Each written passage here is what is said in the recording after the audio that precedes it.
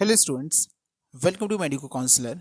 UP NEET के stay vacancy round जिसमें total 9 seats जो हैं वो वैकेंट होके आई हुई थी, उसका अलॉटमेंट रिजल्ट डिक्लेयर किया जा चुका था।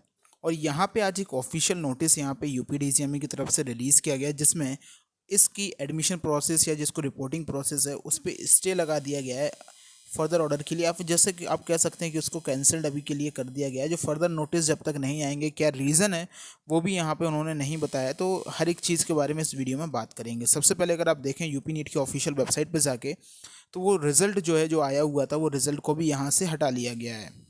अगर आप यूपी नीट की ऑफिशियल वेबसाइट पे जाएंगे और यूपी नीट की ऑफिशियल वेबसाइट पे अलॉटेड कैंडिडेट्स की लिस्ट में जाएंगे, तो आप यहाँ पे अगर नीट यूजी 2023 में जाएंगे तो sorry counselling year to be started का नोटिस जो है वो आपके सामने यहाँ पे आएगा। मीन्स रिजल्ट को जो है वो यहाँ पे हटा लिया गया है। अब ऐसा क्यों हुआ है, तो यहाँ पे मैं आपको बता दूं टोटल जो 9 सीट्स थी, पहले मैं वो नोटिस भी आपको दिखा देता हूँ जो आज ही ऑफिशियली रिलीज़ यहाँ पे किया गया है। सो आप यहाँ पे देख सकते हैं, ये आपका ऑफिशियल नोटिस है जो आज रिलीज़ किया गया था, जिसमें अगर आप ध्यान से देखें तो यहाँ पे बताया गया है कि यूपी नीट यूजी 2023 में स्टे वैकेंसी राउंड में अभ्यर्थियों की प्रेस प्रक्रिया स्थगित किए जाने के संबंध में महत्वपूर्ण सूचना जो है वो यहाँ पे 2 अक्टूबर का नोटिस डेट है।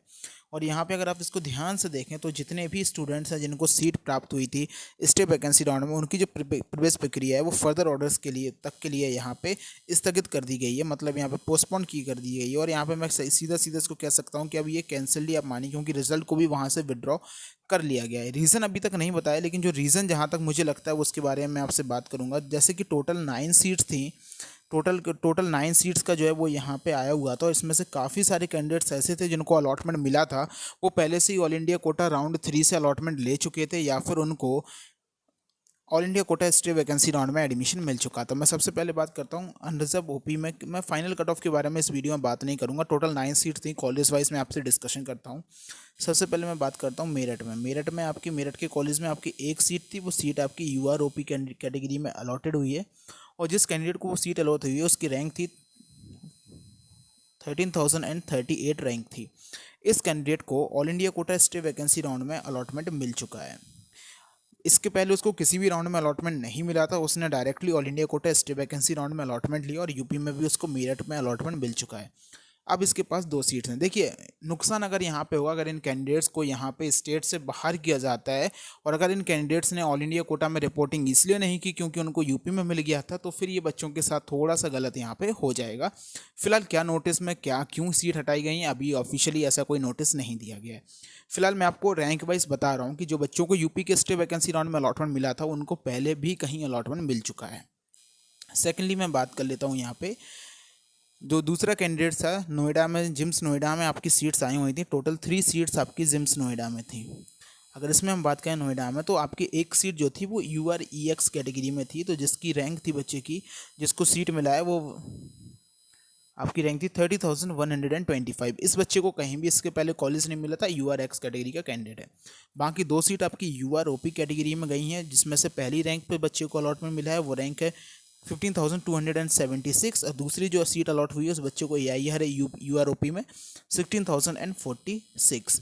अगर इसमें मैं बच्चों की बात करूं जिसकी रैंक है 15,276, तो इस बच्चे को all India quota stay round 3 में ही कॉलेज मिल गया था। अगर इसको राउंड 3 में ही कॉलेज मिल गया था, तो इसको यूपी के स्टे वैकेंसी राउंड में कैसे सीट का अलॉटमेंट हुआ। इसलिए मुझे लगता है कि जब राउंड 3 से अलॉटेड कैंडिडेट को भी यहाँ पे यूपी के स्टे वैकेंसी राउंड में कॉलेज मिल रहा है, इसीलिए कहीं ना कहीं इस रिजल्ट को यहाँ पे कैंसिल किया गया है, स्थगित यहाँ पे किया गया है। 16,046 वाले बच्चे की अगर इसकी बात करें, तो इसको स्टे वैकेंसी राउंड में कॉलेज का अलॉटमेंट हो चुका है। अगर आप चाहें तो इस रैंक को देख सकते हैं। नेक्स्ट यहाँ पे आता है हरदोई। हरदोई में जो है वो आपको मालूम होना चाहिए कि UROP की एक सीट जो है वो हरदोई के कॉलेज में यहाँ पे थी। UROP की जो है वो यहाँ पे सीट थी।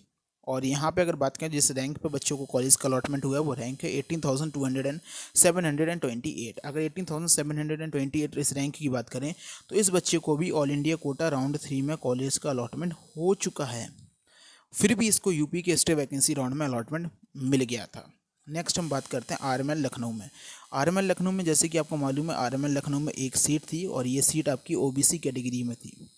और इसमें जो बच्चे को अलॉटमेंट मिला है उसकी रैंक थी 12,130। इस रैंक के बच्चे को यहाँ पे अलॉटमेंट मिला है।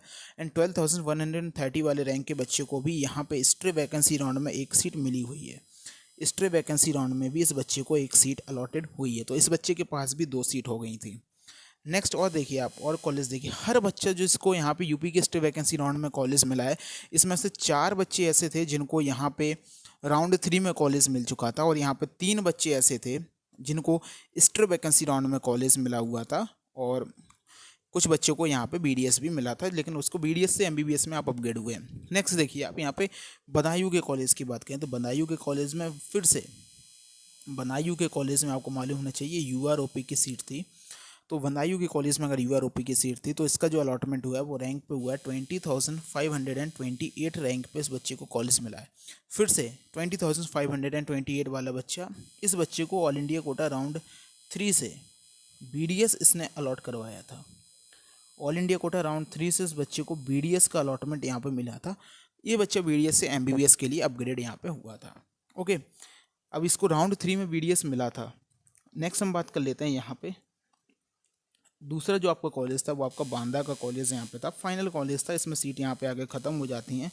बांदा के कॉलेज की अगर मैं आपसे बात करूँ तो बांदा में 2 सीट थी, एक सीट आपकी यूआरओपी में सीट थी और एक सीट आपकी एससीओपी में सीट थी। अगर यूआरओपी की सीट्स की बात करें, जिस बच्चे को ये सीट मिली है उसकी रैंक है आपकी 18,435 पे इस बच्चे को पहले से ही ऑल इंडिया कोटा राउंड 3 में कॉलेज मिला हुआ है, पहले से ही ऑल इंडिया कोटा राउंड 3 में कॉलेज मिला हुआ है। और इसकी बात करें एससीओपी में जिस बच्चे को कॉलेज मिला है उसकी रैंक थी 1,08,926 और इस बच्चे को भी same all India quota round 3 में कॉलेज मिला हुआ है। तो आप यहाँ पे ध्यान से देख सकते हैं कि आपके जितने भी बच्चे हैं, देखिए यहाँ पे ऑल इंडिया कोटा राउंड 3 से 1 2 3 4